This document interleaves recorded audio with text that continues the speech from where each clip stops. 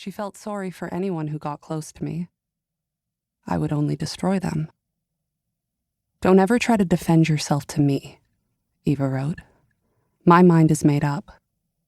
You are no longer my sister," she restated the purpose of her letter, and at its end, signed her name in the same careful hand, Evangeline.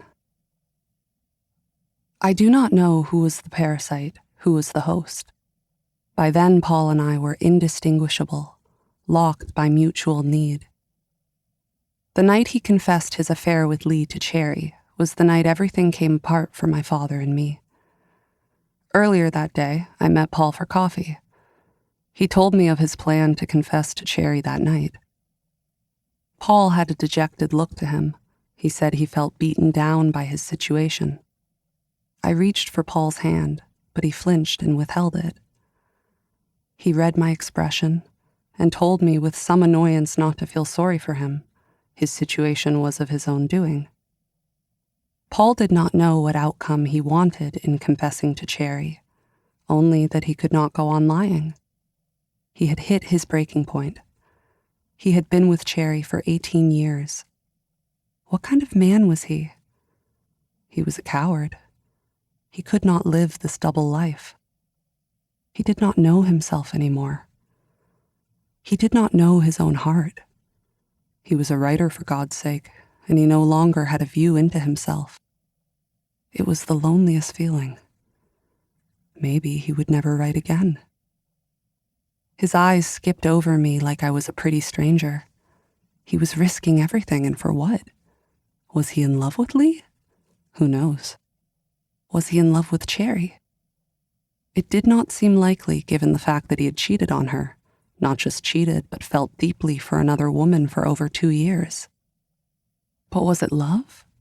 How could he not know? Maybe he was incapable of love. Paul asked this last question in an exasperated tone. He had built to this last question. And I felt the way I did when I listened to Paul read from his novel, Daughter. That listening to my father was like listening to a piece of music. Then his brow furrowed, his focus narrowed, and he drove his eyes deep into mine. "If he left Cherry," Paul said, "Eva would never speak to him again. There is this to consider," Paul said. "There's Eva." As Paul was confessing to Cherry, I was on the other side of the city in my apartment. I looked around the rooms and did not know where to place my body. I lay on the floor of the living room and then sat on the ancient kitchen counter. I kept my phone in my dress pocket. I waited for Paul to call me from a hotel or text from his study, for Paul to call me from a stoplight near our place. What's the address again? He was on his way. Paul could take our bed. Wes could sleep on the couch. I would be fine on the floor. I kept checking my phone. Nothing changed. I found a pack of cigarettes in the freezer. I raised our front window, leaned out, and smoked. Below me, a boy rode by on his bicycle. He was momentarily blindfolded by his hair. His friends rode past him.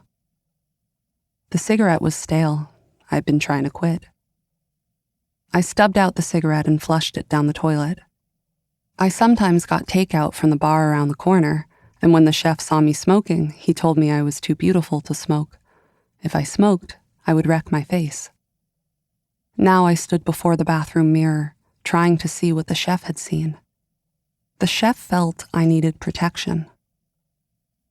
Throughout Paul's affair with Lee, my father and I spoke constantly.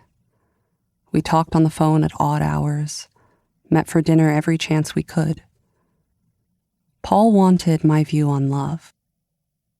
When he listened, he was not just attentive, but acquisitive.